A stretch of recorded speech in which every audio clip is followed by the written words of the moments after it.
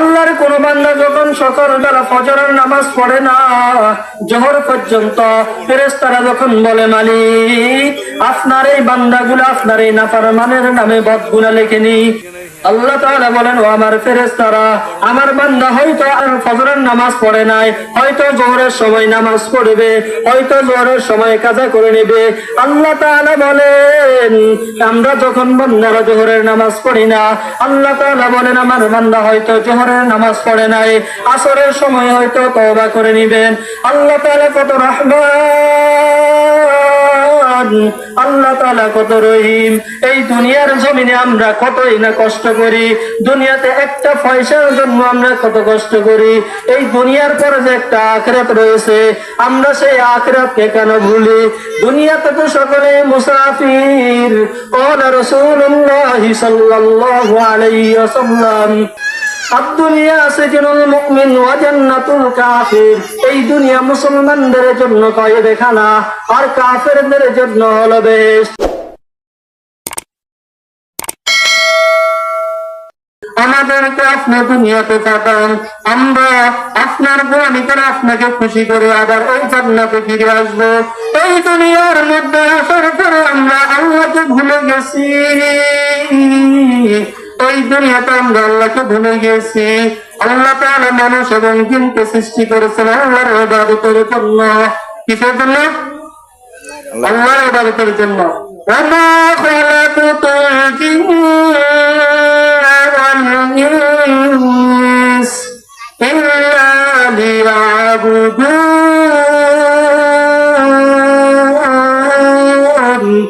আল্লাহ তাআলা জিন এবং মানুষকে, আল্লাহ তাআলা জিন জাতিকে এবং মানুষকে একমাত্র আল্লাহর ইবাদতের জন্য সৃষ্টি করেছেন। এই দুনিয়ার মধ্যে সবচেয়ে আল্লাহ তাআলার কাছে দামি হলো, আল্লাহ তাআলার কাছে সবচেয়ে শ্রেষ্ঠ মাখলুক হলো মানুষ। কি? মানুষ। সবচেয়ে শ্রেষ্ঠ জাতি হলো মানুষ। আল্লাহ তাআলা সেই আমরা মানুষদেরকে আমাদের উপরে আল্লাহ তাআলা কত ইহসান করেছেন। সর্বপ্রথম কথা হলো আল্লাহ তাআলা ওই হাসরের ময়দানে আমার আপনার কথাগুলি কবুল করেছেন। আল্লাহ তাআলাকে বলেছি ও মালিক আমরা দুনিয়াতে যাবো আপনার গোলাম হিসেবে, আপনাকে খুশি করে আমরা আবার জান্নাতে আসবো।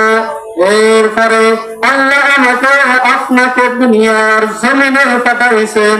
দুনিয়ার জমিনে পাঠানোর পরে আমাদের কোনো জ্ঞান ছিল না, আমাদের কোনো বুদ্ধি ছিল না, আমাদের কোনো বিবেক ছিল না। আস্তে আস্তে আল্লাহ আমাদেরকে জ্ঞান দিয়েছেন, বুদ্ধি দিয়েছেন, নেক হায়াতের মতো একটি হায়াত দিয়েছেন। আল্লাহ তাআলা আমাকে আপনাকে মুসলমান বানাইছেন। সেই আল্লাহ তাআলা যে আল্লাহ আমাকে আপনাকে রহম করে, দয়া করে, মায়া করে মুসলমানের ঘরে জন্মগ্রহণ করার তৌফিক দিয়ে একজন ইমানদার হিসেবে কবুল করেছেন, সেই আল্লাহ যেহেতু আমাদের উপর রহম করেছেন, আল্লাহ আমাদের উপর রহম করেছেন, দুনিয়াতে আল্লাহ আমাদেরকে পাঠাইছেন শুধুমাত্র পরীক্ষা করার জন্য। আর না হয় ফেরেশতারা কম ছিল না, আল্লাহ তাআলা আমল করার জন্য, ইবাদত করার জন্য ফেরেশতা কম নেই। আল্লাহ তাআলার অসংখ্য গণিত ফেরেশতা রয়েছেন, কিছু ফেরেশতা রয়েছেন আল্লাহ তাআলার দরবারে, কিছু কিছু ফেরেশতা রয়েছেন আল্লাহর দরবারে সর্বদা রুকু করাতে ব্যস্ত, কিছু কিছু ফেরেশতা রয়েছেন আল্লাহর দরবারে সর্বস্তরে আল্লাহ তাআলার দরবারে সিজদায় ব্যস্ত। আবার কেউ রুকু অবস্থায়, সিজদা অবস্থায়, কেউ আবার নামাজে ব্যস্ত। তো ইবাদতের জন্য আল্লাহ শুধু আমাকে আপনাকে কেন বানান নাই? আল্লাহ জানেন, আল্লাহ রহিম, আল্লাহ রহমান। ওই ইবলিস সর্বদা মানুষ জাতিকে ধ্বংস করার জন্য প্রস্তুত। ইবলিস শয়তান আমাদের পাশে পাশে চারপাশেই থাকে। ইবলিস শয়তান আল্লাহকে চ্যালেঞ্জ করেছে, ও মালিক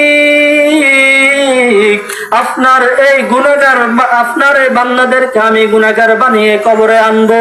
আর আল্লাহ তাআলা ইবলিসকে চ্যালেঞ্জ করেছে, তুই আমার নেককার কোন বান্দাকে জাহান্নামে নিতে পারবি না। আমরা সারাদিন যত গুনাহ, যত অপরাধ করি, সকালবেলা বা সন্ধ্যাবেলা যখন আমরা ওই আল্লাহর দরবারে হাজির হই, আল্লাহ তাআলাকে হাজির নাজির বলে যখন আমরা কালিমা পড়ি, লা ইলাহা ইল্লাল্লাহু মুহাম্মাদুর রাসূলুল্লাহ, আল্লাহ।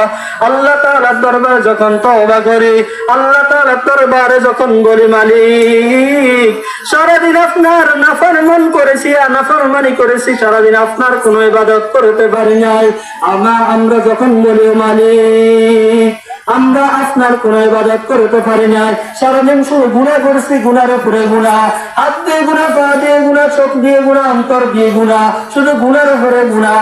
ও মালিক আপনার বান্দা হিসেবে আমাদেরকে মাফ করে দেন, আপনার বান্দা হিসেবে আমাদেরকে মাফ করে দেন। শেখ সাদি রহমতুল্লাহি আলাইহির একটা কিতাবের মধ্যে বলেন, আল্লাহর বান্দা যখন হাত তুলে আল্লাহ তাআলা ওই বান্দার কথা কখনো ফিরিয়ে দেন না।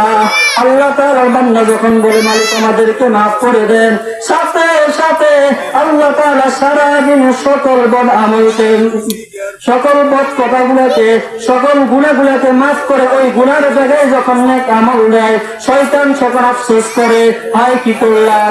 আল্লাহ তাআলা চ্যালেঞ্জ বড় বড়, ব্যক্তি বড়।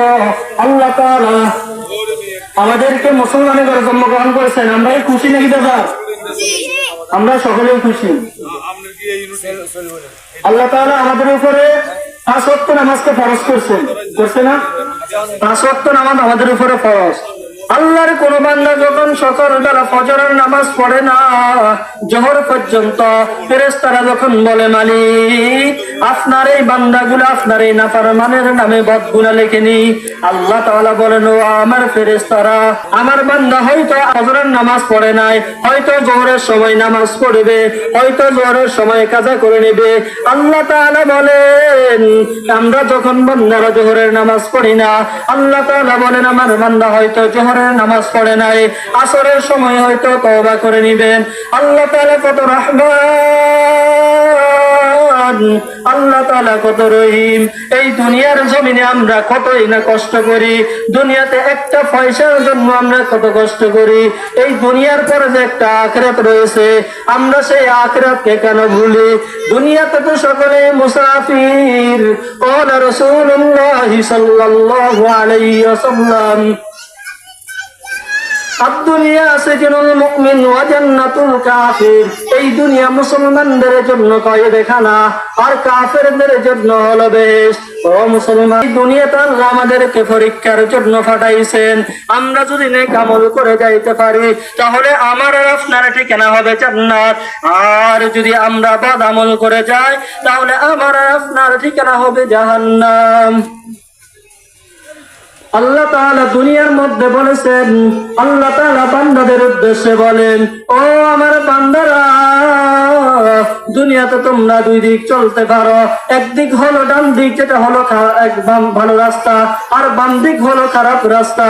ইন্নাল উলামা ওয়ারাসাতুল আমবিয়া, উলামায়ে কেরামের রাস্তা হলো ডান দিকের রাস্তা, নাস্তিকদের রাস্তা হচ্ছে বাম দিকের রাস্তা। যদি আমরা ডান দিকের রাস্তা উলামায়ে কেরামের গ্রুপে থাকতে পারি তাহলে ওই আখিরাতে আমাদের জন্য হবে উলামায়ে কেরামের জান্নাত।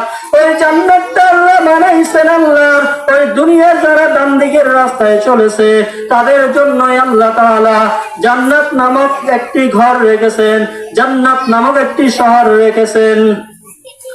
আমরা যদি দুনিয়াতে ডান দিকের গ্রুপে থাকি, ওই আখিরাতেও আমরা ডান দিকে। হাসরের ময়দানে যখন দুইটি দল থাকবে, আসহাবুল ইয়ামিন মা আসহাবুল ইয়ামিন, ওই হাসরের ময়দানে ডান দিকে একটি দল থাকবে, হাসরের ময়দানে বাম দিকে একটি দল থাকবে। আমার আর আপনার যদি বাম দিকের দলের অন্তর্ভুক্ত হয় তাহলে আমার আর আপনার জন্য জাহান্নাম, আর যদি আমি আর আপনি ডান দিকের গ্রুপে, উলামায়ে কেরামের গ্রুপে, নবীদের গ্রুপে হই তাহলে আমি এবং আপনার জন্য চিরস্থায়ী জান্নাত। জান্নাত এটা এমন ঘর, যে ঘরের মধ্যে কোনো বান্দা যখন, যে ঘরের মধ্যে কোনো বান্দা ভোগ করার জন্য ঢুকবে, ওই ঘর থেকে চিরস্থায়ী আর কখনো বাইরে হবে না। জাহান্নাম এমন ঘর, রাসূল আকরাম সাল্লাল্লাহু আলাইহি ওয়াসাল্লাম জাহান্নাম নিয়ে কথা বলতে গেলে সাহাবায়ে কেরাম কাঁদতে কাঁদতে বেহুশ হয়ে যেতেন।